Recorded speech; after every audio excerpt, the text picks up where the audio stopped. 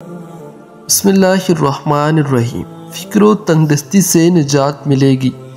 رسول اللہ صلی اللہ علیہ وسلم نے فرمایا، جو شخص روزانہ 100 مرتبہ پڑھے گا، اللہ رب العزت اس کے لیے رزق کے دروازے کھول دیں گے، اس سے راضی ہو جائیں گے۔ جو شخص یہ دعا پڑھے گا، لا الہ الا اللہ المالک الحق المبین، پڑھے گا تو اس کو فکر و تنگدستی سے نجات ملے گی، قبر کی وحشت سے نجات ہوگی، مال و دولت سے نوازا جائے گا اور اس کے لیے جنت کے دروازے کھول دیے جائیں گے۔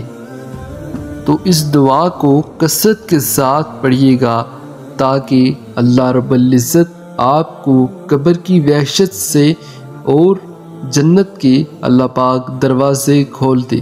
اللہ پاک ہم سب کو اس دعا کو پڑھنے کی توفیق عطا فرمائے۔ السلام علیکم۔